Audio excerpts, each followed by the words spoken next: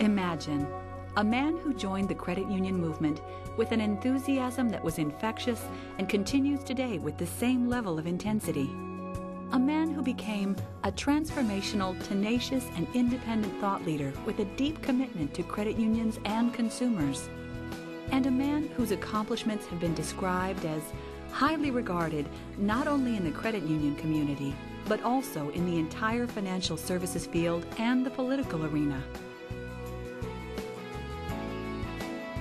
His name is Dr. Robert F. Hoel, but in tribute to his down-to-earth style, you can simply call him Bob.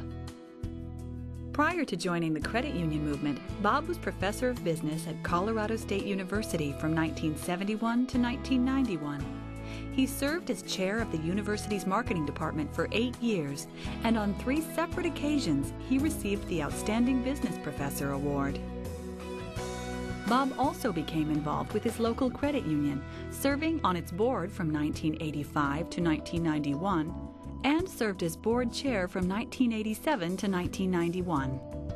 I enjoyed being a professor. I enjoyed the students, enjoyed the research, great colleagues, beautiful state, but I got restless, and I began to look around.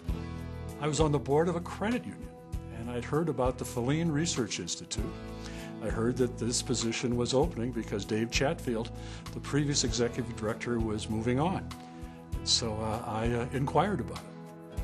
We're all familiar with the phrase diving in head first, and this is exactly what Bob did when he joined the Hoel Research Institute in Madison, Wisconsin in 1991. We find that there is room for plenty of opinion.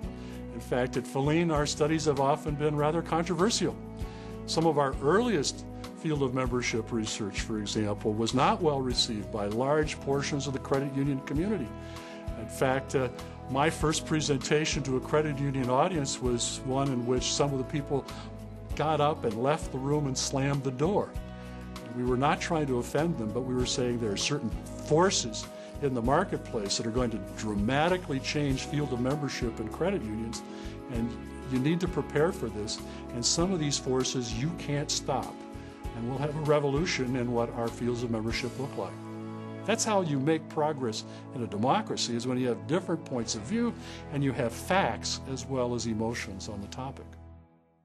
And that's exactly what happened in 1996 when the credit union movement organized the Credit Union Campaign for Consumer Choice, a coordinated effort to defend against banking industry attacks that threatened consumers' right to form and join credit unions.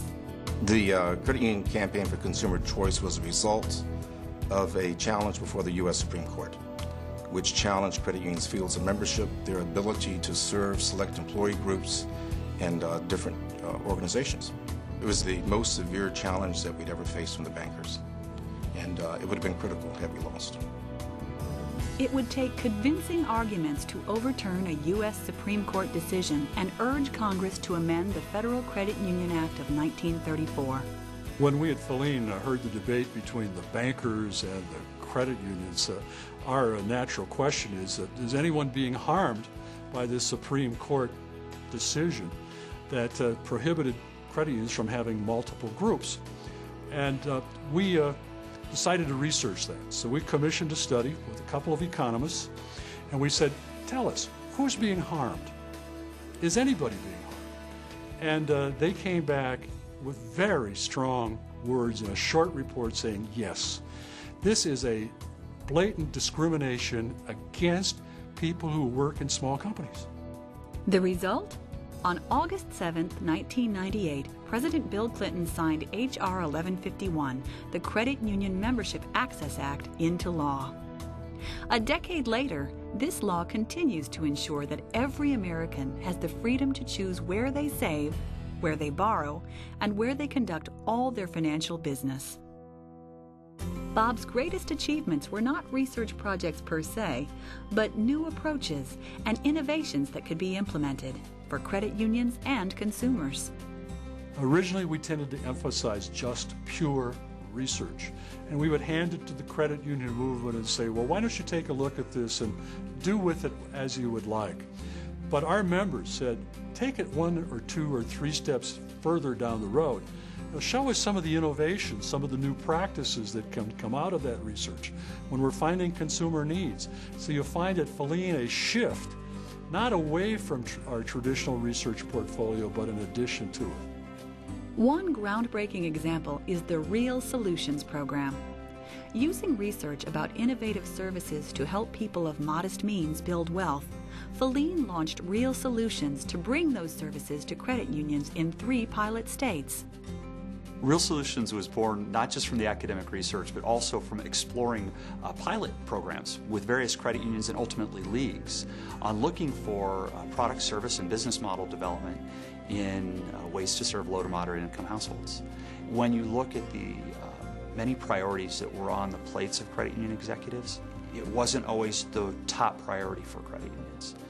But Bob seemed to be able to raise the flag and say this is mission critical for consumers, and really started to get the buy-in then from industry executives as well as credit union executives to further the support and development of the program of Real Solutions. Bob also led the formation of the Center for Innovation's I3 projects, a creative initiative that stands for Ideas, Innovation, and Implementation. I3 has grown into a major incubator of new products and services, as well as a source of emerging leadership for credit unions. It was Bob who championed the idea and led the way for I3 to be born, to help credit unions focus on the future. He would allow somebody to champion an idea and take it forth. You know, he would say, "Are you sure you've thought about this? What are the ramifications?" But he'd always be in the back seat telling you to press faster on the accelerator. That would be Bob. Bob has shared his innovative ideas in all 50 U.S. states, Canada, Europe, Africa, Asia, Australia, and South America. Since January of 2007, he has been serving as a Feline Fellow at the Feline Research Institute. And this is just the beginning of Bob's newly formed goals and ambitions. Well, I'm just so grateful to the credit union movement. It's allowed me to pursue my passions, research, and sharing research findings with people.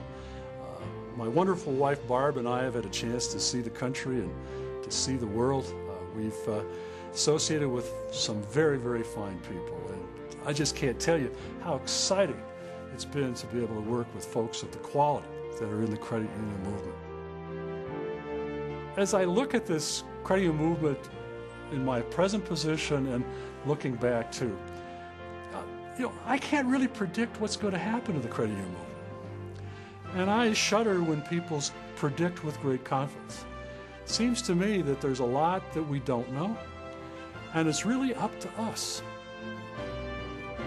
Ladies and gentlemen, it is with great pride and sincere appreciation for a man whose ideas and innovations have transformed the credit union movement that the National Credit Union Foundation honors Dr. Bob Hoel as the 2008 recipient of the Herb Wegner Memorial Award for Lifetime Achievement.